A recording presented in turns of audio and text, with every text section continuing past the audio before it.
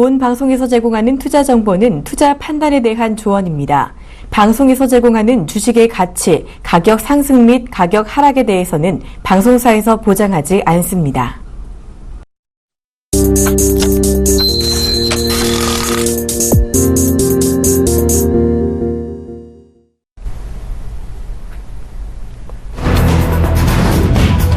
미국의 지난 1월 소매 판매가 예상보다 증가했지만 증가폭 자체는 크지 않았습니다.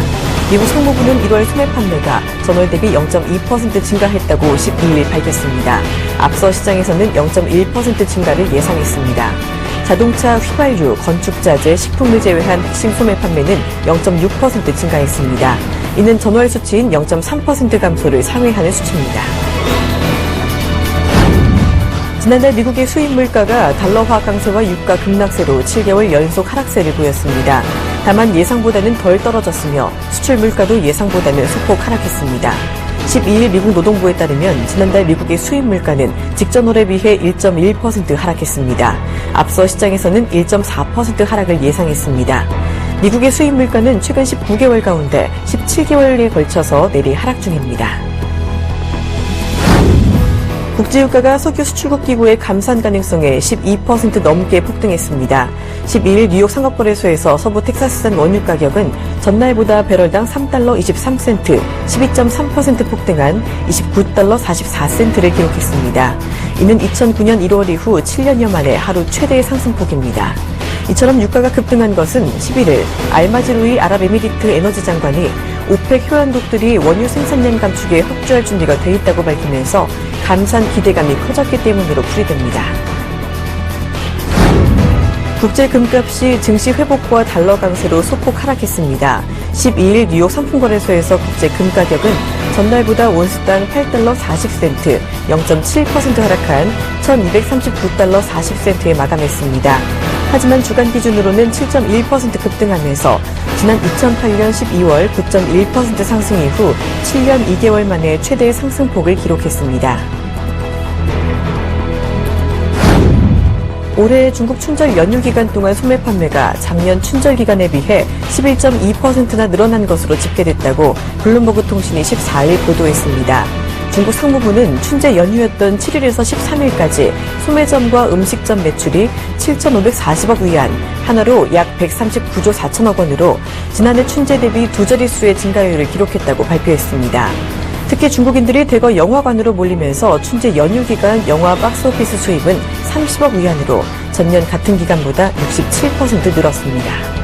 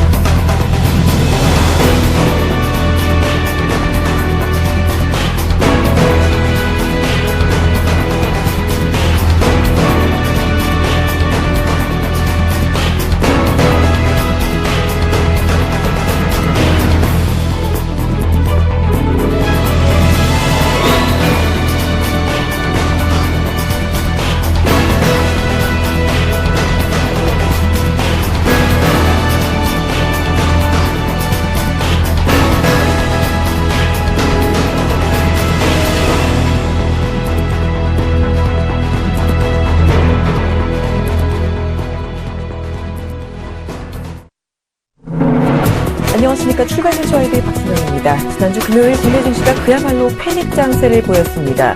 코스닥이 장중 8%나 폭락하면서 무려 4년 6개월 만에 서킷 브레이크가 발동이 되기까지 했는데요. 이에 우리 시청자분들 정말 마음고생 많으셨으리라 생각이 됩니다. 중요한 건 오늘입니다. 이 긴 연휴를 끝내고 중국 증시가 오늘 정말 오랜만에 개장을 하는데요. 이 중국 증시가 어떤 모습을 보이느냐에 따라서 우리 국내 증시도 향방을 결정할 것으로 보입니다. 그나마 다행인 것은 유가가 이 주말 새에 급등을 했고 뉴욕 증시가 호조를 보였다는 것입니다. 이 흐름에 따라서 중국 증시의 변동성도 그리 크지 않았으면 하는 바람입니다. 조금 더 자세한 글로벌 마감 상황 알아보도록 하겠습니다. 뉴욕 증시부터 먼저 보시죠. 자, 지난 금요일에 뉴욕 증시 3대 지수 모두 급등했습니다. 일단 다우지수가 2% 급등했고요.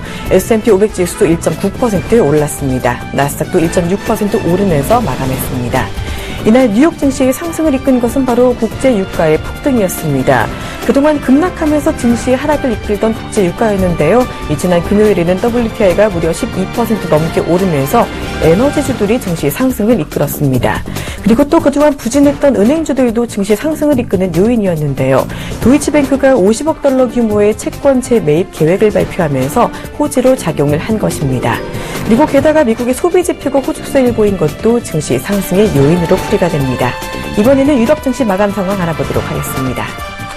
자, 유럽 주요 증시 역시 잘 올랐습니다. 영국 증시가 무려 3%나 올랐고요. 독일 닥스 지수 그리고 프랑스 캬크 지수 모두 2.5% 가까운 상승세를 보였습니다.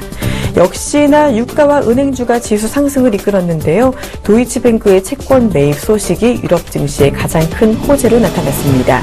목요일에 6% 넘게 급락했던 도이치뱅크는 금요일에 11% 넘게 반등하는 모습을 보였습니다. 이번에는 유가 마감 상황 알아보도록 하겠습니다. 자, 유가의 반등세 정말 어마어마했습니다. WTI가 무려 12.3%나 오르면서 단숨에 29달러까지 회복을 하는 모습을 보였는데요. 브렌트유도 거의 11% 폭등하면서 33달러 선까지 올라섰습니다. 이날 유가 폭등을 이끈 것은 바로 감산 합의에 대한 기대감이었습니다. 아랍에미리트 에너지 장관이 오펙 회원국들이 감산 협의를 할 준비가 되어 있다라고 발언을 하면서 기대감이 커졌기 때문인데요.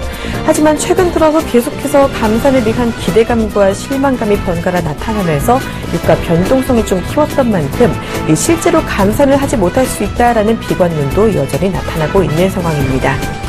이번에는 아시아 증시 마감 상황 알아보도록 하겠습니다. 지난주 아시아 증시 그야말로 초토화였습니다. 아시아 주요 증시 크게 하락하면서 검은 금요일을 연출을 했는데요. 지난주 계속해서 급락했던 일본의 니케이 지수 목요일 하루 쉬고 재개장했던 금요일에 또다시 5% 가까이 하락하면서 마감했습니다. 4.8% 하락하면서 결국 종가 기준으로도 15,000선을 붕괴했습니다. 일본 증시가 하락한 이유로는 이 글로벌 경기 둔화 우려와 엔보 현상이 겹쳤기 때문으로 풀이가 됐는데요. 일본 증시가 폭락하자 아베 신조 총리와 이 구로다 일본은행 총재가 긴급 회동을 진행을 했지만 이 시장을 진정시키기에는 역부족이었습니다. 목요일에 급락했던 홍콩 증시 역시 금요일에도 좋지 않았습니다. 홍콩 H지수 2% 밀리면서 7,500포인트를 겨우 지지하는 모습을 보였는데요. 장 후반 한때는 7,500선이 무너지기도 했습니다. 홍콩 항생지수 역시 1.2% 급락하며 마감했습니다. 중국 증시는 지난주 내내 휴장했고요. 오늘 오랜만에 재개장합니다. 자, 이어서 오늘 국내 증시 마감 상황 알아보도록 하겠습니다. 자, 지난주 금요일 국내 증시는 그야말로 패닉이었습니다. 코스피가 1.4% 내리면서 1,835포인트까지 내려갔는데요. 장중에 2% 넘게 하락하면서 1,817포인트까지 내려갔지만 그나마 낙폭을 조금은 줄인 모습이었습니다. 코스닥은 장중에 8%나 급락하면서 무려 4년 6개월 만에 서킷 브레이커가 발동이 되기도 했습니다. 20분간 거래 정지가 된 이후에 낙폭을 조금은 줄이기는 했지만요. 그래도 여전히 코스닥 6% 하락하면서 608포인트를 기록했습니다. 세계 증시가 흔들리면서 국내 증시도 같이 패닉에 빠졌는데요. 일본 증시가 15,000선을 이탈하면서 공포 심리가 아주 크게 나타난 것으로 보입니다. 코스닥의 하락을 이끈 것은 바로 제약 바이오주였습니다. 제약 바이오 업종지수 무려 금요일에 10% 넘게 하락하는 모습을 보였습니다. 코스피에서는 외국인과 개인이 매도했고 기관이 매수했고요. 코스닥에서는 외국인과 기관이 매도했고 개인만 매수했습니다. 원달러 환율은 급등했습니다. 9원 20전 오르면서 1211원 70전에 거래를 마쳤습니다. 정말 힘들었던 지난 한 주였는데요. 이번 주 증시는 어떤 모습 보일지 조금 더 지켜보실 필요가 있겠습니다. 출발 증시 와이드 지금 시작합니다.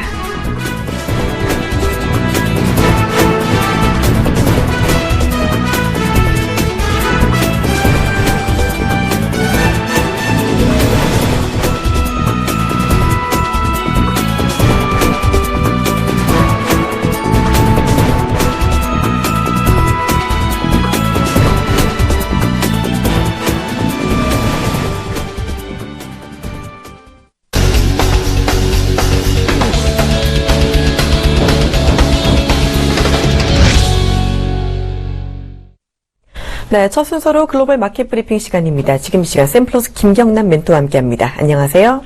네, 안녕하세요. 네, 먼저 간밤 해외 시장과 상품 시장 마감 상황 브리핑부터 부탁을 드릴게요. 네, 뉴욕 증시부터 말씀을 드리면 주요 지수 같은 경우는 금융과 에너지업 강세로 5일 연속 하락세를 딛고 반등에 성공을 했습니다. 금요일 뉴욕 증권거래소에서 다우존스 같은 경우는 전일보다 2% 상승한 15,973포인트의 거래를 마쳤고요. S&P 지수는 전일보다 1.95% 오른 1,864포인트, 나스닥 지수 같은 경우는 1.66%가 올랐는데 그동안 세계 경기 둔화와 에너지 기업에 대한 대출 부실 우려 등으로 급락 흐름을 이어가던 금융주가 반등에 나선 것으로 지수를 끌어올리는 요인이 조금 됐습니다. 또한 국제 유가가 급등을 하면서 에너지주가 강세를 보인 것도 증시에 긍정적인 영향을 미쳤고요. 데이세블룸 유로그룹 의장이 유로존 은행들이 수년 전보다 더 건실해졌다는 진단을 내놓으면서 결과적으로 유럽 은행주가 강세를 보인 것이 미국 은행주에도 조금 호재로 작용을 했습니다.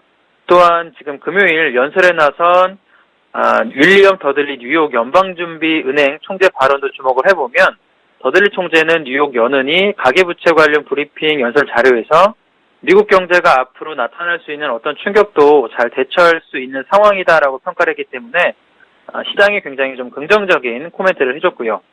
자, S&P 차트를 조금 보고 설명을 드리면 1802포인트 지지를 받고 상승한 모습이 좀 중요하다라고 보여집니다. 지난주 금요일 말씀드렸다시피 1800포인트가 붕괴가 됐다라면 굉장히 급락이 나올 수 있는 자리였는데 우선 기술적으로는 지지받고 상승한 모습은 굉장히 중요하다라고 보여지고요. 여기서 턴을 한 만큼 1880포인트 고점을 돌파해서 확실한 조금 상승이 이어나갈지 아니면 큰 흐름 없이 박스권으로 이어질지 주의를 가지고 봐야 될 것 같고요. 자, 유가로 한번 이야기를 해보면 석유 수출기구 오펙과 비오펙 산유국들의 감산 합의 가능성 증폭과 미국의 주간 원유 채굴 장비수 감소로 폭등을 조금 해줬습니다. 자, 금요일 원유 가격은 전날보다 배럴당 3.23달러 급등한 12% 정도가 급격히 급등을 해줬고요. 29.44달러에 마감을 했습니다. 유가는 하루 상승률로 보면 2009년 2월 이후에 최대치를 조금 보였는데요. 우선 아랍에미리티드 에너지 장관이 가능한 감산을 위해 오펙과 협력할 준비가 돼 있다고 밝히면서 급등을 이끌어줬고요. 그리고 정부 제공업체인 베이커유즈가 2월 12일로 끝난 한 주 동안에 미국의 원유 채굴 장비수가 28개나 줄어든 439개를 나타냈다고 밝히면서 오름폭을 더 가져갔습니다. 또한 천연가스 또한 총 채굴 장비수가 30개나 감소한 541개를 발표를 하면서 상승세를 이끌었는데요. 자, 우선 차트를 조금 보고 설명드리면 역사적 저점이었죠. 26.5달러 12일날 저점을 만들어주고 올라가는 모습이기 때문에 배럴당 30달러까지 올라가는 게 중요할 것 같고요. 에너지 장관의 발언으로 유가가 폭등을 했으나 장기적으로는 우선 하락 추세를 크게 보이고 있습니다. 공급 우위에 따른 장기 전망의 변화가 없기 때문에 우선은 큰 추세는 하락으로 내려오고 있는 모습이고요. 유가 폭등은 현 수준의 유가가 한쪽 방향으로 움직일 가능성이 희박해지는 모습을 보여주고 있습니다. 그만큼 변동성은 더욱더 커질 것이라고 보여지고 있고요. 자, 유가 급 변동 장세는 공급 과잉 현상이 지속되고 원유 재고가 계속 늘어나 발생하는 현상이기 때문에 원유 시장의 악재들이 소멸된 이후에나 조금 진정이 될 것이라고 보여지고 있습니다. 우선 배럴당 30달러 돌파를 해서 올라간다면 어느 정도의 상승세는 이어갈 수 있다라고 보여지고요. 금 가격으로 넘어가면 유가가 폭등한 데다가 유럽과 뉴욕 증시가 강세를 보이면서 12일 뉴욕 상품거래소에서 금 가격은 전날보다 온스당 8달러 0.7% 낮아진 1239달러에 마감을 됐습니다. 지난주 금 가격 같은 경우는 7.1%나 올라서 주간 기준으로는 2008년 12월 이후에 최대 상승폭을 보였는데요. 자, 지난주 금요일 설명드린 대로 가격 조정은 조금 필수적으로 보입니다. 워낙에 단기적으로 급등을 했기 때문에 이번 주 비철금속 펀드로 2010년 이후 두 번째로 큰 규모의 자금이 순유입되는 것 지난주에 향후 금 가격이 좀 긍정적일 것이라고 보여지고 있고요. 차트로 조금 설명드리면 우선 고점을 12일 날 만들어주고 서서히 조금 하락하는 모습이기 때문에 하단으로 내려온다면 1233달러가 붕괴가 된다라면 어느 정도 조정을 충분히 받을 수 있다. 하락세로 내려올 수 있다라고 보여집니다. 자, 코스피 설명을 조금 드리면 지난주 코스피 같은 경우는 글로벌 증시 불안에 1830선으로 좀 추락을 했습니다. 12일 금요일 코스피 거래는 1.41% 급락한 1835포인트 거래 마쳤고요.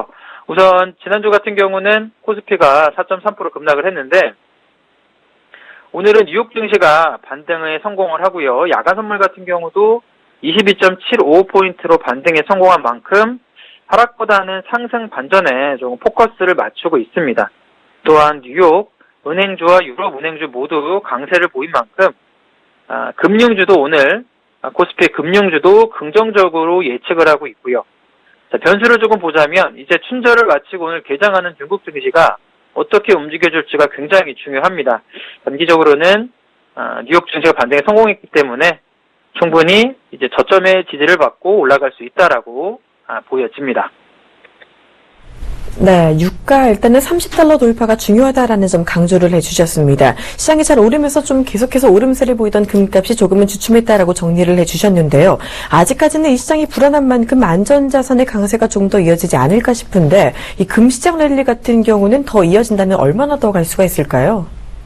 네, 금시장 랠리 같은 경우는 워낙에 지금 강하게 치고 올라가기 때문에 달러 1270달러가 다시 한번 붕괴돼서 올라간다라면 이번 주도 금시장 안전자산 랠리가 이어질 수 있다라고 조금 보여집니다. 네, 당분간 이번 주까지는 금시장의 랠리 조금 더 이어질 수 있다라고 정리해 주셨습니다. 자, 샘플러스 김경남 멘토와 함께했습니다. 고맙습니다. 네, 감사합니다.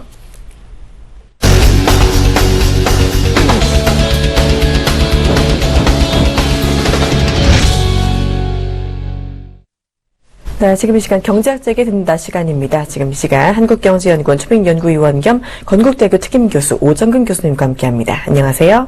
안녕하세요. 네, 지난주 글로벌 증시가 상당히 많이 힘들었습니다. 그나마 그래도 뉴욕 증시가 금요일에는 급등하면서 마감하는 모습을 보인 게 다행이었는데요. 이번 주 일단 미국 증시가 어떤 모습 보일지가 궁금합니다. 이번 주에 미국 어떤 증시 일정이 있나요?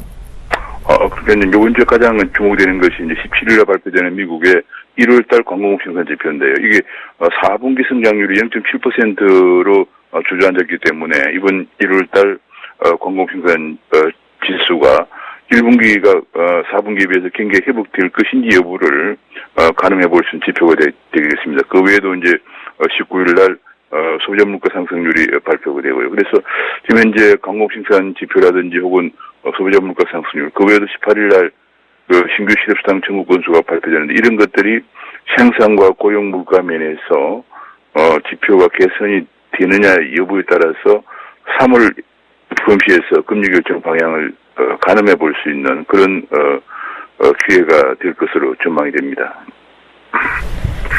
네, 일단은 지난주 또 글로벌 증시도 그렇고 국내 증시까지도 그야말로 패닉 상황이었는데요. 코스닥에서 지난 금요일에 4년 6개월 만에 서킷 브레이커가 발동되기도 했죠. 이에 지난주 공포지수가 무려 24%나 올라갔다고 합니다. 중요한 건 오늘일 텐데요. 오늘 정말 오랜만에 중국 증시가 개장을 하면서 어떤 모습을 보일지 정말 종잡을 수가 없습니다. 정말로 어려운 질문이긴 할 테지만요. 중국 증시 오늘 어떤 모습 보일 거라고 예측하고 계시는지요? 일단은 중국 증시가 너무 많이 폭락을 했기 때문에 정말 이거 어디 현재 세계 경제를 짓고 있는 가장 큰 두 가지 변수를 본다 그러면은 유럽의 금융 부실과 혹은 동아시아에서는 중국 금융 부실 문제인데요. 지금 이제 중국 금융 부실이 최근 여러 가지 분석들을 보면은 약 3조 5천억 달러 정도 돼서 GDP의 30% 정도에 해당하는 어마어마한 부실이 있다 이런 분석이 나오면서 경착륙 가능성이 자꾸 높아지는 그런 지표들이 나오고 있는데, 그래서 현재 제가 보기에는 중국 증시가 계속 폭락을 하고 있는데, 오늘 열흘 만에 개장을 합니다. 그래서 이 중국 증시 오늘 개장이 아시아 증시의 방향타가 될 전망인데, 제 생각으로는 아마 지금 유가가 다소 반등을 했어요. 그래서 유가가, 감산이 결정된 건 아니지만, 가능성이 대두되면서 반등을 했어요. 미국 주가도 반등을 했기 때문에 오늘은 다소 좀 반등 가능성도 있지 않을까. 그러나 추세적으로는 지금 중국이 워낙 경착륙 가능성이 제시가 되면서 하락하겠지만은 오늘 다소 반등하는 그런 모습도 보일 가능성이 가능성이 있다 이렇게 생각을 하고 있습니다. 네, 중국의 경착륙 가능성이 높아지고 있는 만큼 일단 추세적으로 하락은 조금 더 이어질 수 있다라고 해주셨지만요. 일단 중국 증시가 오늘은 어느 정도 반등 가능성도 없지 않다라고 이야기해 주셨습니다. 자, 말씀해 주신 대로 그나마 반가운 소식이 국제유가가 급등했다라는 것인데요. 바닥을 모르고 추락하던 국제유가 WTI가 무려 26달러 선까지 내려갔었는데 감산 합의 기대감에 무려 12%나 급등을 하면서 29달러를 회복을 했습니다. 자, 이러다가 만약에 감산 합의가 나오지 않는다면 정말 실망감이 커질 것 같기도 한데요. 정말로 감산이 나올지 만약 합의가 된다면 어디까지 반등할지 궁금합니다. 이제 감산 합의가 안 된다면은 지금 말씀하신 것처럼 정말 실망으로 인해서 폭락할 가능성이 또 있는데 문제는 이제 산유국들이 지금 재정 상황이 워낙 지금 큰 문제이기 때문에 특히 이제 바로 부도건하고 있는 그런 베네수엘라가 이제 앞장서서 그 감산 합의를 주도하고 있고 그다음에 이제 UAE도 여기에 동참을 하면서 감산이 되는 것이 아니냐. 그러니까 하루에 지금 현재 약 한 석유 수요가 글로벌이 한 9천만 배럴 정도인데 약 9,600만 배럴 정도를 생산하고 있는 상황이니까 이걸 좀 감산해야 됐다. 그런 이제 얘기인데 만약 감산이 된다 그러면은 제 생각으로는 아마 된다 그러면 지금 현재 30달러 밑에서 계속 29달러까지 올라갔거든요. WTI 기준으로. 제 생각으로 아마 감산이 된다 그러면은 하반기 정도, 금년 중반 정도에 약 40달러 선까지는 올라가지 않겠느냐. 본래 30달러 선이 저는 하한선으로 생각을 하고 있었고, 40달러 선이 그나마 산유국들이나 미국 세일가스 업체들이 생존이 가능한 그런 수준으로 생각을 하고 있기 때문에 감산이 된다 그러면 40달러 선까지는 회복이 되지 않을까 그런 전망을 해봅니다만은 그러나 과연 감산 합의가 제대로 될 것인지는 사실상 이게 굉장히 어려운 상황. 왜냐하면 각국이 다 재정이 어려워서 서로 자기 나라는 감산을 적게 하려고 하는 그런 상황이기 때문에 합의를 볼 것인지가 지금 다소 불투명한 그런 상황이면 어떻게든 지금 상태에서는 돌파구를 마련해야 되니까 다소간의 어떤 해결책도 나올 가능성도 있다 이렇게 생각을 하고 있습니다. 네, 산유국들의 재정 상황이 안 좋은 만큼 감산 합의가 쉽지는 않을 것으로 보이는데요. 감산이 될 경우 40달러까지도 하반기에 유가가 올라갈 수 있다라는 점 짚어주셨습니다. 교수님께서 보시기에 감산 합의가 정말로 가능하기는 할까요? 굉장히 어려운 것이지만은 그러나 모두 다 죽는 것이거든 지금 현재 완전 치킨 게임에 들어가서 모두 죽는 것이기 때문에 어렵지만은 다소간의 큰 폭은 아니겠지만 일부 부분적인 감산 합의 가능성이 있다고 생각을 하고 있습니다. 어렵지만 어느 정도 감산을 합의를 하기는 해야 한다라고 이야기를 해주셨네요. 자, 요즘 또 일본도 그랬고 중국도 그랬고 유럽도 그랬고요. 세계가 한동안 경쟁하듯이 돈을 풀고 있는 상황입니다. 일본이 마이너스 금리를 내놨음에도 불구하고 지금 엔고가 심해지고 있고요. 유럽 은행들의 위기설도 나오고 있는 등 유동성 공급의 효과가 또 적지 않겠느냐라는 분석이 나오고 있는데요. 금리를 낮추고 좀 돈을 푼 것에 대한 부작용이 나타나는 게 아니냐라는 분위기가 지금 지배적입니다. 자, 이런 상황들 양적 완화의 좀 부작용이다라고 볼 수가 있겠다고 보시는지요? 그러니까 지금 여기에 관해서 많은 사람들이 지금 다소 좀 분석을 좀 잘못 분석하고 있는 그런 경향이 특히 한국의 언론들이 좀 깊이 있는 분석을 제대로 못하고 있는 그런 부분이 있어요. 지금 현재 유럽 중앙은행은 마이너스 0.3이고 스위스 중앙은행 마이너스 0.75 그다음에 덴마크, 스웨덴도 마이너스 0.56 정도거든요. 그리고 좀 캐나다라든지 다른 나라들도 마이너스 대일에 합류한다고 합니다. 이 얘기는 뭐냐면은 글로벌 투자자들이 일본의 마이너스 0.1로는 부족하다고 생각하고 있는 겁니다. 그래서 일본이 마이너스 0.1에서 마이너스 0.3이나 마이너스 0.45까지 더 내려갈 것이라고 글로벌 투자자들은 예상을 하고 있습니다. 그 얘기는 뭐냐면 금리가 더 내려간다고 하는 것은 국채 가격이 올라간다는 얘기거든요. 만약에 일본은행에서 마이너스 0.1에서 마이너스 0.3까지만 0.2%포인트 내린다고 하면 국채 가격이 1% 정도 올라가게 됩니다. 이런 걸 생각을 하고 글로벌 투자들이 일본 국채를 매수에 지금 집중하고 있거든요. 그래서 일본의 외자가 달러가 몰려들면서 엔화 매수가 증가하면서 엔화 가격이 올라가고 있는 그런 모습을 보이고 있습니다. 이건 언제까지 갈 것이냐? 일본은행이 다음 달 3월 15일 날 이제 일본은행 정책회의가 열리는데 아마도 금리를 더 내릴 가능성이 있습니다. 내리게 되면은 시장에서 기대하는 것만큼 내려가줘야만 이것이 진정이 됩니다. 그걸 생각을 해요. 이것이 우리가 일본 마이너스 금리가 실패했다기보다는 현재 글로벌 투자자들이 이번 경제 상황이나 다른 나라의 또 마이너스 금리 수준을 생각할 때 마이너스 0.1로서는 부족하고 더 내릴 거고 그 얘기는 국채 가격이 올라갈 것이라는 기대 때문에 이런 현상이 벌어지고 있다는 것을 이해를 해야 한다고 생각하면 현재 일본의 아베농스에 인해서 중국이나 미국이나 한국은 다 수출이 작년 마이너스를 기록했는데 비해서 일본만 플러스를 기록했다는 우리가 인식을 해야 될 거 생각하고 있습니다. 네, 그러니까 일본이 마이너스 금리를 채택하기는 했지만 시장은 마이너스 0.1%로는 부족하다, 더 내려가길 기대한다. 일본이 금리를 조금 더 낮춘다면 상황이 오히려 더 나아질 수 있다라는 이야기를 들어봤습니다. 자, 그렇다면 교수님께서는 유동성 공급 정책이 지금 이 시장 상황에 맞는 상황이라고 그래도 평가를 하고 계시는 건가요? 네, 지금 현재로서는 대책이 없다는 얘기입니다. 왜냐하면 재정 정책은 각국의 국가 부채가 워낙 많기 때문에 미국도 지금 GDP의 110% 정도 되거든요. 일본도 GDP의 260%가 되고 있고 유럽은 재정 위기고 근데 재정 정책을 못 쓴다는 거예요. 재정 정책을 못 쓰기 때문에 지금은 할 수 없이 양적 완화 또는 마이너스 금리까지 하고 있다는 거예요. 이것마저 안 하면은 전 세계가 대공황으로 간다는 얘기죠. 그러니까 지금 우리가 전통적인 정책 그러면 재정 통화 환율인데 재정 정책을 못 쓰게 되니까 통화 정책을 쓰고 거기에 따라서 또 한 가지는 각 나라가 자기 나라 통화 가치를 절하시켜서 수출을 증대시키려고 하는 일종의 근린 국가 정책에 통화 전쟁이 그야말로 심화되고 있는 그런 모습을 보이고 있는 상황입니다. 지금으로서는 양적 완화밖에 방법이 없다라는 의견 주셨네요. 자, 지금 세계적으로 돈 풀기가 이어지고 있음에도 불구하고 글로벌 경제가 계속해서 침체가 되고 있는 상황입니다. 미국도 금리를 조금 더 올리기는 어려워 보이는 모습인데요. 그 가운데 한국은행이 또 앞으로 금리를 어떻게 결정할지에 대한 관심이 지금 많이 쏠리고 있습니다. 이번에는 한 번쯤은 인하하지 않겠느냐라는 분석도 꽤 나오고 있거든요. 내일 금통위가 또 열리는데 어떤 정책이 나올까요? 그러니까 지금 이제 전 세계가 마이너스 금리를 가지고 돈을 풀면서 자국 통화 가치를 하락시켜서 수출을 증대시켜서 이 난국을 돌파하려고 하는데 한국만 독야청정 더구나 스몰 오픈 에코노미인데도 금리를 그대로 유지하고 있으면 작년부터 계속 마이너스고 이번 달 들어서도 1월 동안 마이너스 27%를 기록하고 있는 수출이 더욱더 타격을 받게 되겠죠.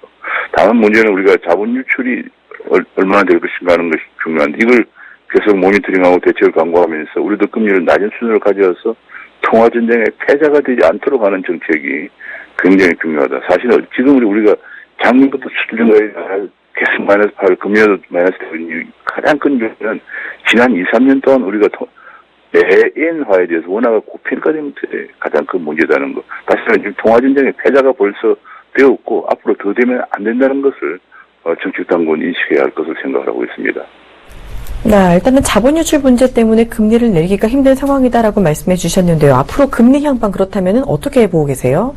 제 생각으로는 금리를 아마 지금 이제 한두 번 정도 한국도 내릴 수밖에 없다. 왜냐하면 일본이 다음 달 3월 15일 틀림없이 거의 내 생각으로는 0.3%포인트까지 마이너스 0.3%까지 내릴 가능성이 크고요. 또 다음 달에 유럽 중앙은행도 현재 마이너스 0.3인 금리를 더 내릴 것이 거의 확실시되고 있는 상황입니다.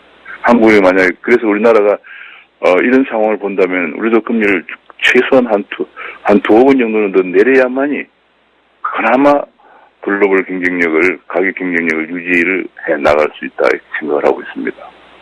네, 일본이 금리를 더 낮출 수도 있는 만큼 금리를 우리도 한두 번 정도는 내릴 수 있다라는 점 전망해 주셨습니다.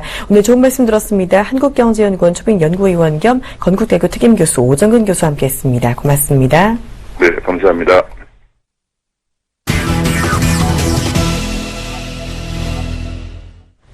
본 방송에서 제공하는 투자 정보는 투자 판단에 대한 조언입니다. 해당 주식의 가치나 수익률에 대해서는 보장하지 않습니다. 지금 이 시간 국내 시황의 대가와 함께 시장 전략 자세히 알아보는 시간입니다. 오늘은 아데나 투자자문 신승용 대표와 함께합니다. 안녕하세요. 네, 안녕하십니까. 네, 지난 금요일을 정말로 힘들었던 하루였습니다. 코스닥이 8%나 하락하면서 무려 서킷 브레이커가 발동이 되기도 했었는데요. 금요일 국내 증시 먼저 리뷰부터 부탁을 드릴게요. 예, 말씀하셨던 대로 금요일 한 12시경이었죠. 점심 시간 바로 직전 그 코스닥 8%가 넘는 급락 나타나며 서킷 브레이커 발동이 됐고요. 그 시간에 역시 코스피 시장 역시 장중 내 최저가 기록하는 그런 모습 보여줬습니다. 하지만 이제 장 후반으로 갈수록 조금은 좀 낙폭을 좀 축소시키면서 코스닥 지수는 6.06%의 하락, 그리고 코스피 지수는 1.41% 하락으로 좀 마무리되는 그런 모습 나타났습니다. 일단 그 지난주를 좀 돌아봐야 될 것 같습니다. 지난주 2월 11일, 12일 양 이틀 동안만 거래가 됐음에도 불구하고 코스피 지수는 4%가 넘게, 그리고 코스닥 지수는 10%가 넘게 급락하는 그런 모습들 나타났었습니다. 이 가장 중요한 모습은 뭐니 해도 그 설 연휴 10일까지 이제 뭐 대체 휴일까지 포함해서 10일까지의 연휴 이런 부분들 사이에 글로벌 증시 어떤 그 변동성, 발발했었던 변동성 부분들이 그대로 우리 시장 내에 반영되는 단 이틀 동안에 반영되는 그런 모습이었다. 공교롭게도 이제 그 11일 날하고 12일 하루는 이제 홍콩 증시의 영향, 그리고 하루는 일본 증시의 영향을 받았다라고 좀 보여지는데 이런 부분들이 공교롭게도 번갈아 가면서 그 홍콩 증시 그리고 중국 일본 증시 각각 그 휴장을 하는 모습들 때문에 사실상 하루는 홍콩 증시, 하루는 일본 증시에 의해서 움직였던, 영향을 받았던 것으로 일단 평가는 되지만 일단 뭐 전체적인 부분에서는 아시아 증시의 전체적인 어떤 그 변동성 확대 부분이 그대로 우리 시장 내에 영향을 미쳤다라고 봐야 될 듯합니다. 말씀드렸던 대로 그 코스닥 시장에서 8%가 넘는 급락 나타나면서 서킷 브레이커가 발동이 됐었고요. 코스닥 선물 시장에서는 사이드카가 동시에 이제 그 발발되는 그런 상황들까지 연출이 됐었죠. 문제는 사실상 제약주와 바이오 그리고 화장품까지 아우르는 전반적인 고성장주에 대한 어떤 그 우려감 확산되는 그런 모습을 나타나면서 그런 중심의 어떤 그 하락세 낙폭이 크게 확대되는 그런 모습을 나타나면서 서킷 브레이커가 발동됐었다. 일단 뭐 당분간 이런 부분들 우리 시장에 일단 한번 뭐 발동이 됐었으니까요. 그 변동성 일주일간에 양 이틀간의 코스닥이 10% 이상 하락하는 그런 모습들 조금 좀 찾아보기는 좀 제한적이지 않을까 이렇게 좀 생각을 하면서요. 반면에 이제 그 주말 같은 경우 일단 뭐 글로벌 증시에서 일단은 긍정적인 소식은 전해져 왔었죠. 국제 유가의 급등 소식 12%가 넘는 급등 상황, 그리고 유로존에서 한동안 어떤 그 우려감을 증폭시켰던 은행주들의 반등이 좀 나와주면서 일단 시장 좀 안정화 분위기로 지금 가고 있는 그런 모습이다라고 좀 생각을 하고 있습니다. 하지만 오늘 잠시 후에 개장될 중국 증시의 영향, 과연 어떻게 시장 내 영향을 미칠지, 그리고 중국 증시의 상황이 어떻게 전개가 될지, 이런 부분들 지금 말 그대로 일촉즉발의 상황이기 때문에 지금 현재 뭐 마음 놓을 수 있는 그런 상황은 분명히 아닐 것이다. 오전장 중에는 일단 글로벌 증시의 어떤 그 긍정적인 그런 모습의 영향을 받아서 조금은 좀 그 강보합세의 뭐 연출도 가능하겠습니다만 이내 중국 증시의 영향권에 들어가게 되면서 장 변동성이 좀 커지는 그런 모습이 아닐까 좀 생각을 하고 있습니다.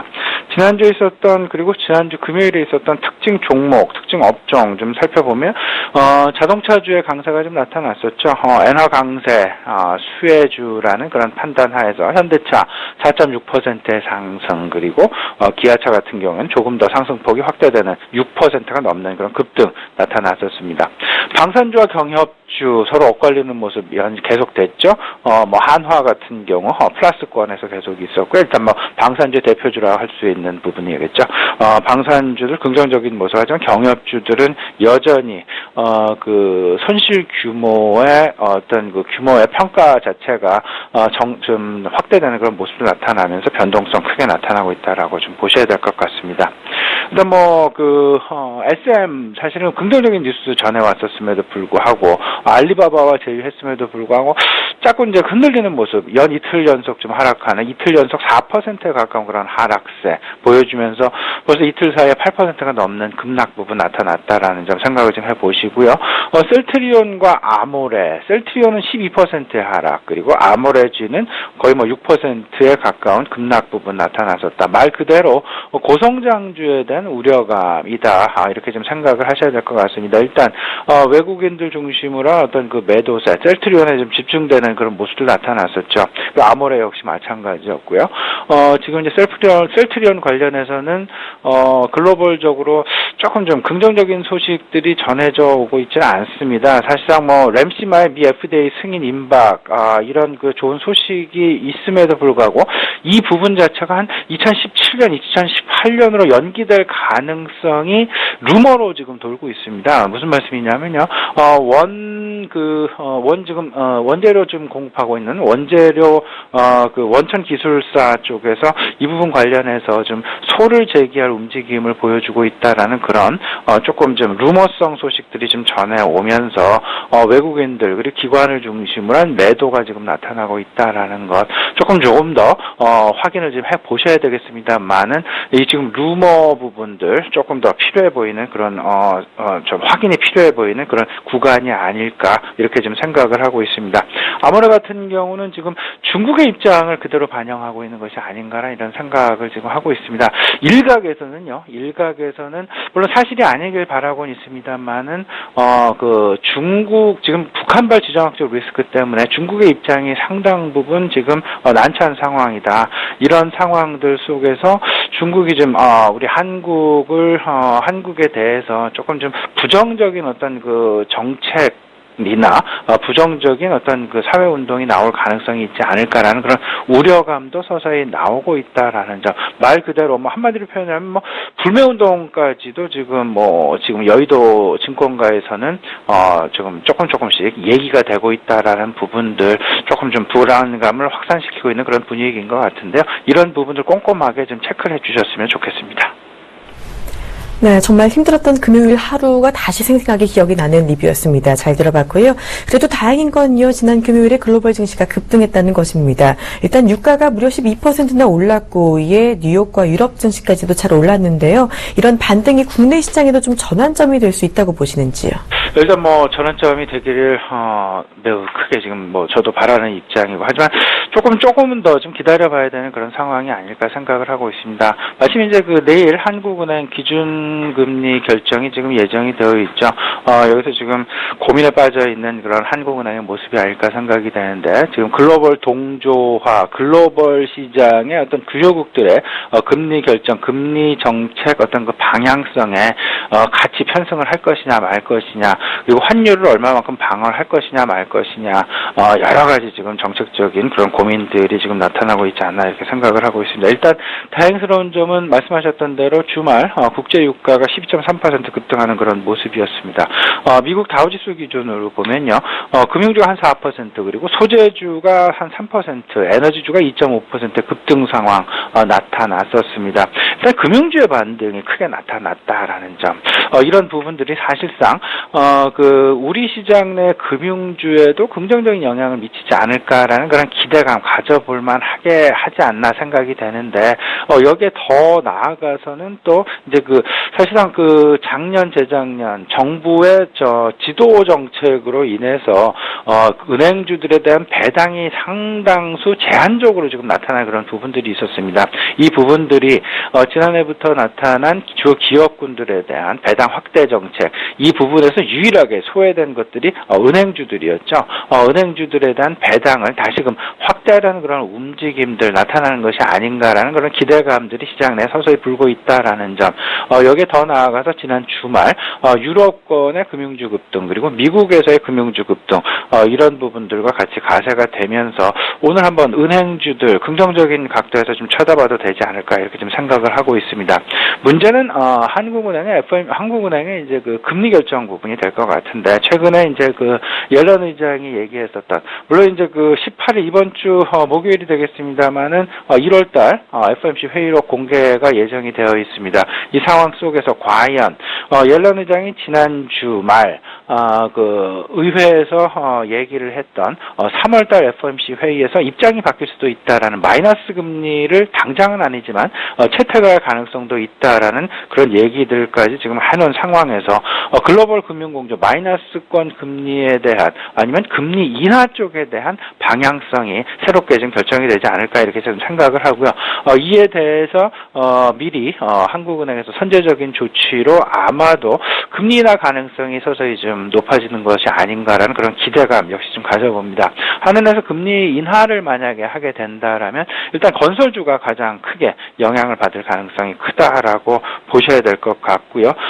그 정책과 관련된 금융권에 대한 어떤 그 긍정적인 분위기도 지속될 수 있다라는 부분들 생각을 좀 해주셨으면 어떨까 싶습니다. 일단 지금 현재의 상황은 지난 주말 글로벌 증시가 급등을 했다고 해서 우리 시장 내에 바로 이 부분이 100% 반영된다라고는 좀 보기 어렵지 않겠느냐 이렇게 좀 조심스럽게 말씀을 좀 드려보겠습니다. 그 가장 큰 배경에는 여전히 그 북한발 리스크가 지금 현재 잔존해 있는 그런 상황, 그리고 더 나아가서는 중국 시장의 개장 상황에 따라, 그리고 중국 시장의 진행 상황에 따라서 우리 시장의 흔들림이 중국 시장의 영향을 그대로 받을 가능성이 크기 때문입니다. 네, 일단 미국에서 금융주가 오른 만큼 오늘 은행주 향방 지켜보자라고 해주셨고요. 이 금리 인하 수혜가 기대되는 건설주의 움직임에도 조금 더 주목하자라는 의견을 주셨습니다. 자, 오늘 가장 중요한 변수 뭐니 해도 바로 중국 시장일 텐데요. 춘절 연휴를 끝내고 정말 오랜만에 오늘 중국 증시가 재개장을 합니다. 정말 한치 앞을 알 수가 없어서 겁이 나기도 하는데요. 지금 제일 궁금한 게 이거거든요. 중국 증시 오늘 어떻게 개장할까요? 일단 중국 증시 지금 하락 쪽에 무게 중심을 두고 맞이하는 것이 좋지 않을까 생각은 하고 있습니다. 우리 지금 설 연휴를 마치고 우리 시장 내에 나타났었던 그 글로벌 증시와의 그리고 주변국 증시와의 키맞추기 상황, 중국 역시 예외는 아닐 거다라는 그런 생각을 좀 가져보고요. 중국 같은 경우 8일에서 12일까지 5일 동안 길게는 한 열흘 정도 휴장하는 그런 상황이었죠.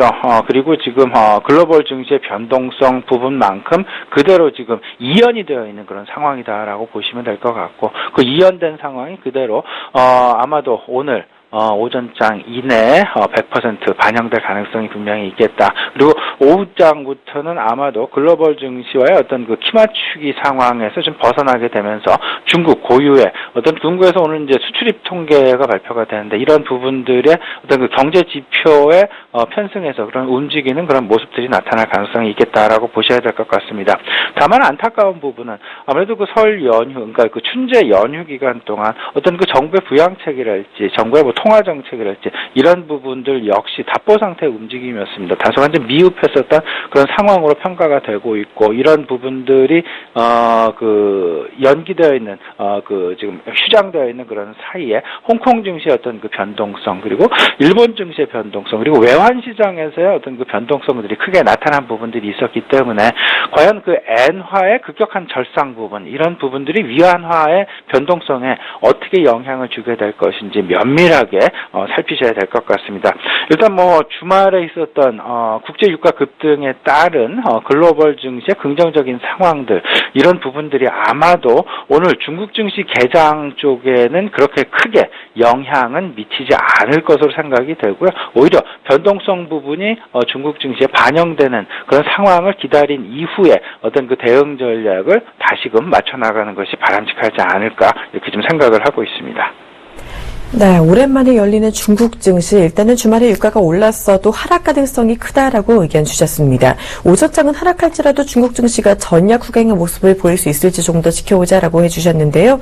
중국이 하락을 할 경우 우리의 오후 증시에도 좀 적잖은 타격이 있을 것 같은데, 자, 그렇다면 우리는 오늘 어떤 투자 전략 가져가는 게 좋을까요? 오늘 시장 전략은 저는 이렇게 생각을 했습니다. 지금 현재 우리 오늘의 시장의 핵심은 밸류에이션에 좀 관점을 가져야 되겠다. 과연 밸류에이션과 변동성, 그동안은 이제 그 변동성에 의한 어떤 그 글로벌 시장의 변동성, 그리고 중국 시장의 변동성, 그리고 미국 시장의 변동성, 우리 이에 따른 어떤 그 환율의 변화, 국제 유가의 변화, 이런 부분들에 따른 시장의 변동성 확대 국면이었다라면, 이제 서서히 밸류에이션 관점이 고개를 드러내는 밸류에이션 관점이 서서히 수면 위로 올라오는 그런 시장이 지금 형성되고 있다라고 보셔야 될 것 같습니다.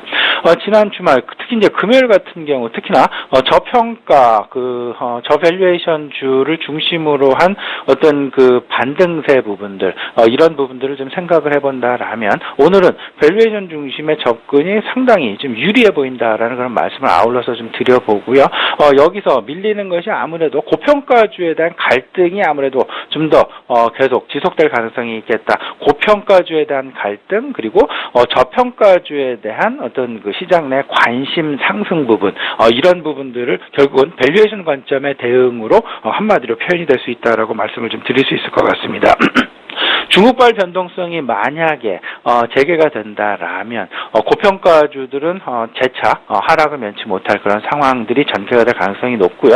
반면에 저평가 밸류에이션 관점에서의 대응 저평가주 같은 경우에는 오히려 시장 내에서 꿋꿋이 버텨가는 오히려 상승까지도 우리가 기대해 볼 수 있는 그런 상황들까지도 한번 생각을 해보시면 어떨까 싶습니다.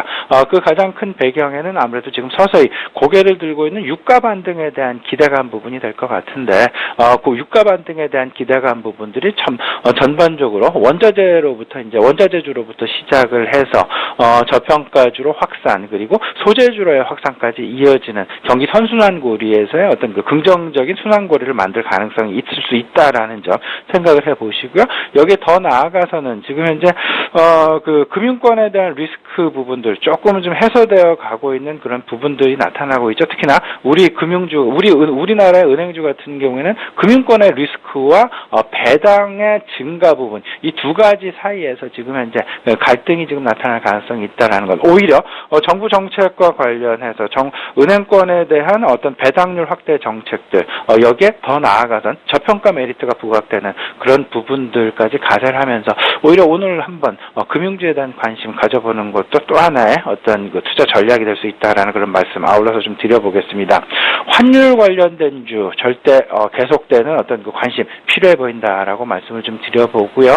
오늘은 밸류에이션 관점 그리고 하나 더 나아가서 생각하는 중국의 변동성 이 두 가지 관점에서 대응을 하시면 어떨까 싶습니다. 네, 일단은 금융주에 조금 더 관심을 갖자라는 의견을 주셨고요. 그동안 고평가됐던 종목들이 오늘 조금 더 하락할 수 있다라고 해주셨습니다.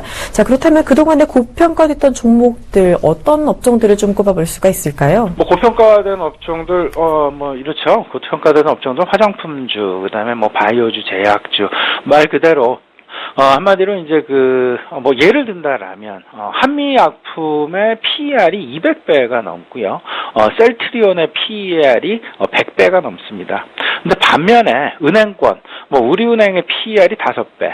그다음에 하나금융의 PER이 한 3배 이하 이렇게 지금 되어 있는 그런 상황이다라면 서서히 지금 현재 저평가 메리트가 부각되고 있는 그리고 밸류에이션 관점에서 더 이상 이제 하락에 대한 어떤 그 관점에서의 하락의 어떤 그 지지를 받을 수 있는 그런 상황들 속에서 이제 안정적인 그런 투자 차원에서 생각을 해본다라면 오히려 저평가주에 대한 관심이 오늘은 좀 필요해 보이는 앞으로도 당분간 필요해 보이는 그런 상황이 아닐까.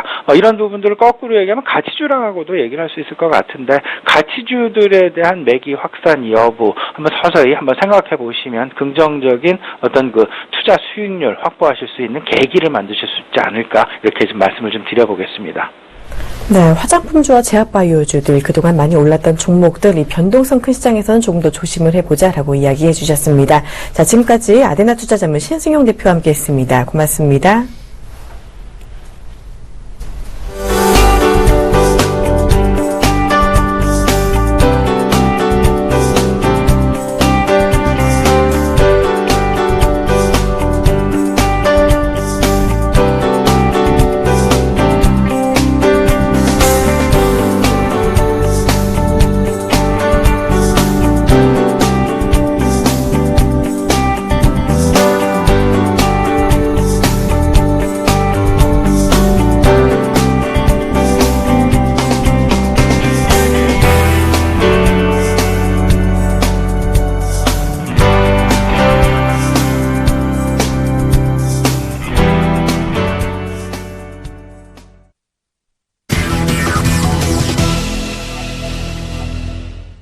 이드코의 상한가 팩토리 시즌2 시간입니다. 지금 이 시간 여의도에 계신 SM 플러스 이드코 멘토 만나봅니다. 안녕하세요.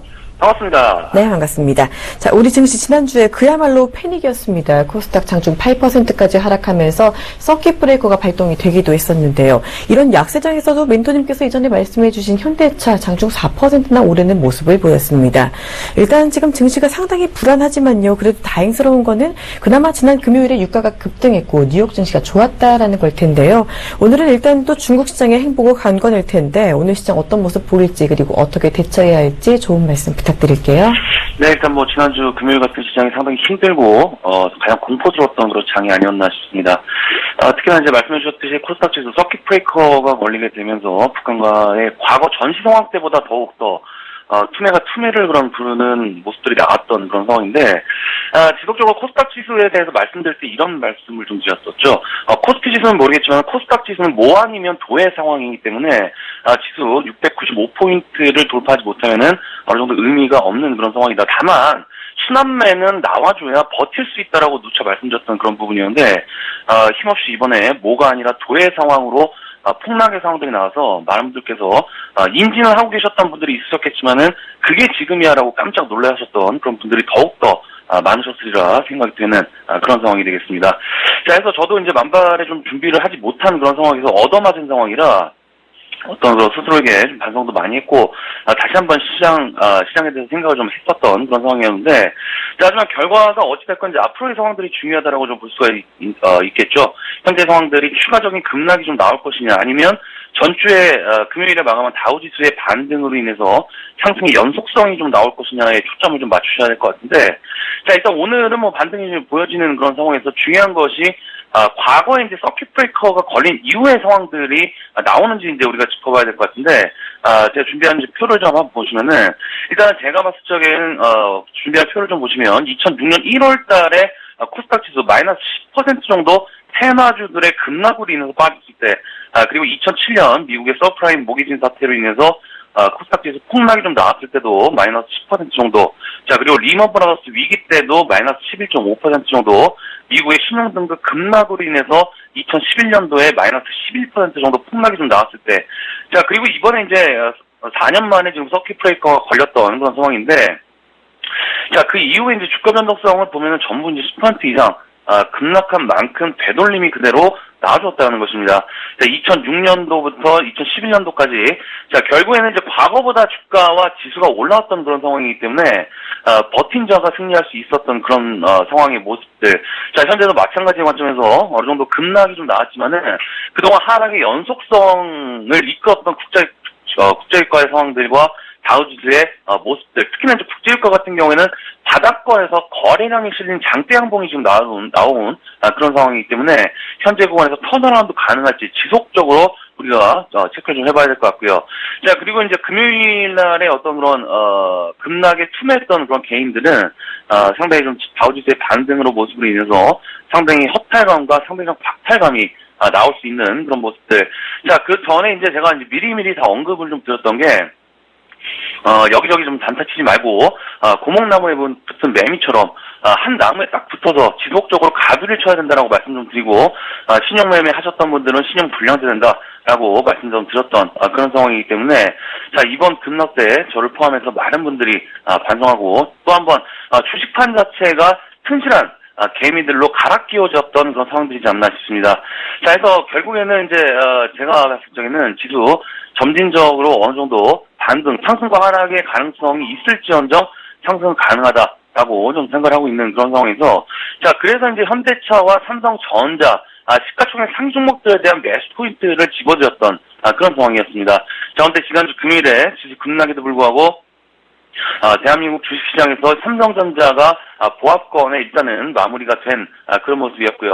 자, 그리고 지속적으로 쌍바닥에서 매수 포인트다. 그것이 이제 기관들이 바닥권에서 끌어올리는 상황이기 때문에 상당히 예의주시해야 된다라고 말씀드렸던 현대차까지 지수 급락에도 불구하고 4% 이상 상승이 좀 나오게 되면서 말씀드린 이후에 지속적으로 상승의 연속성을 가지고 상승하고 있는 그런 과정이기 때문에, 자, 이러한 상황들이 하나하나 맞춰가면서 함께 공부하고 이겨내야 된다는 겁니다. 자, 그래서 제가 오늘 내리면 내일 반등하겠지, 또 내일은 올랐으니까 그 다음날은 또 빠지겠지, 이런 마음으로 현재 상황들 변동성에 이겨내야지 하루하루 주가에 연연하다가는 그거 만회하려고 장기성 매매에 뛰어들게 되고 그게 이제 10번 정도 반복하게 되면은 주식계좌, 선물 옵션처럼 깡통 찬다라고 수십 차례 말씀 좀 드리면서 자, 특히나 이제 제약바이오 섹터들도 셀트리온을 기준으로 12만 원대를 기준으로 해서 어느 정도 수익 실현을 하자라고 말씀 좀 드렸던 그런 부분이기 때문에 어느 정도 이번 지수 급락에 피해가셨던 분들도 있으셨으리라 생각이 되는 그런 상황이 되겠습니다. 자, 해서 이 방송을 시청하시고 함께 하시는 분들은 절대로 이런 기준으로 매매를 하시는 분들은 없으셨으리라 믿어 의심치 않습니다. 자, 결국엔 이제 코스닥 지수 결과적으로 이제 급락이 나오고 코스피 지수도 많이 하락한 상황에서 오늘 중국장이 좀 개장이 되는데 자, 글쎄 오늘 이제 뭐 뚜껑을 열어봐야 알겠지만은 특히나 많은 전문가분들이 중국장 관련돼서 경제학자분들께서도 다음 주 중국 증시가 이번 주 중국 증시가 하락을 면치 못할 것이라는 내용과 함께 많은 안 좋은 그런 상황들을 증거방송과 언론을 통해서 전파를 들었던 그런 상황이었지만은 제가 봤을 적에는 오히려 중국장이 오늘 급락이 좀 나오게 되더라도 전략 후강의 장세가 좀 나올 수가 있다. 자, 그리고 결과적으로 빠져봤자 제 개인적으로 생각에는 2,400포인트. 그러니까 앞으로 마이너스 12% 정도 더 빠지는 건데 빠지면 빠질수록 오히려 매수 기회로 좀 들어오지 않을까 싶습니다. 자, 지속적으로 강조를 드리지만은 경제 상황 최악으로 가서 주가가 하락을 하게 된다면은 너무나 당연히 경기 부양책에 대해서 나와줘야 되는 상황이고 그러면 또 그에 대한 기대감으로 인해서 재차 반등했던 것이 우리 글로벌 주식시장이기 때문에 자, 결국 이제 미국도 뭡니까? 2009년에 미국의 신용등급 강등으로 인해서 전 세계 글로벌 주식시장이 자고 일어나면 하락가 가는 금요일에도 말씀 좀 드렸지만은 그것을 저도 이제 경험을 했고 3, 4일 연속으로 하락가를 맞았던 그런 상황이 경험을 했었지만은 자, 결국 이제 다우지수가 그 이후에 안 좋은 경기 상황에서 QE3 양적 완화를 통해서 전체적으로 금리 인상까지 도달하는데 시간은 걸렸지만은 해냈다는 거 아닙니까? 자, 그 전에 그러면은 주가가 어떻게 되는지 살펴보면은 사상 최고치로 이번에 작년에 기록을 했다는 것이죠. 다우지수가 생긴 이후로 18,000포인트를 경신했다는 거. 자, 중국장도 마찬가지라고 봅니다. 자, 그래서 누차 말씀을 드리지만은 자, 이번에 주식 원투데이 할 거 아니면은 잔파도에 연연하지 마시고 자, 오늘 이런 날도 있고 저런 날도 있고 자, 폭풍우가 불고 수십 미터씩 거대한 파도에 있는 그 다음에는 따스한 햇볕과 잔잔한 그런 여울이 있다는 거. 자, 결국 이제 거대한 파도가 올 때 파도를 탈 자신이 없다면은 장기전에 돌입을 해서 그 파도가 잔잔할 때까지 기다리는 것이 맞지 않나 싶습니다. 자, 해서 오늘도 변동성이 중국장에 의해서 크겠지만은 일단 지속적으로 바닥 길게 잡고 롱런하신 분들은 자, 이 방송 들으시면서 힘겨울 때 항상 시청하셔서 중심을 함께 잡아가자라고 좀 말씀 좀 드리면서 이번 주도 파이팅 하시는 한 주 되시기를 바라겠습니다. 오늘 상한가 팩토리는 여기까지입니다. 고맙습니다. 네, 일단은 과거 서킷 브레이크 이후에 급등했던 사례를 정리해 주셔서 조금은 위로는 되는 모습인데요. 자, 멘토님 지금 그런데 상당히 지금 불안한 모습이 나오고 있습니다. 오늘 코스닥 예상 체결 지수를 보니까요. 거의 3%가량 추가 하락이 예상이 되고 있는 상황이거든요. 정말로 600이 이렇게 무너지면서 590까지도 좀 붕괴하면 시작을 할지가 겁이 나는 상황인데 자, 멘토님께서는 이런 시장 어떻게 대응을 해야 한다고 보시는지 궁금합니다. 이런 시장 오늘도 매수 대응이 좀 가능할까요? 네, 일단 뭐 오늘도 매수 대응이 좀 추가적으로 가능하다라고 좀 보여지고 있고요. 제가 봤을 적에는 어제 이제 지난주 금요일에 아래꼬리를 좀 달았기 때문에 아래꼬리의 다른 상황들 결국에는 이제 594포인트가 아래꼬리가 단 상황이 되겠죠. 지금 추가적으로 급락을 하게 되더라도 일단 594포인트 이때가 제가 봤을 적에는 매수 포인트의 맥점이다라고 생각을 하고 있기 때문에 이 부분들 결국에 이제 하락을 하게 되더라도 어느 정도 개파락했던 부분들은 반드시 되돌림은 나올 것이다라고 저는 생각을 하고 있기 때문에 그 부분들에 중점을 맞추셔서 그 반등의 여지까지 일단은 기다리셨다가 조금 더 점진적으로 매수 물량들 늘려가신 전략도 나쁘지 않다라고 정리를 좀 해드리도록 하겠습니다. 네, 594포인트 매수 포인트다라고 말씀해 주셨습니다. 지금까지 샘플러스 이특코 멘토와 함께했습니다. 고맙습니다. 네, 고맙습니다. 네, 출발 제시와이드 1부는 여기서 마무리하도록 하겠습니다. 시청해주신 여러분 고맙습니다.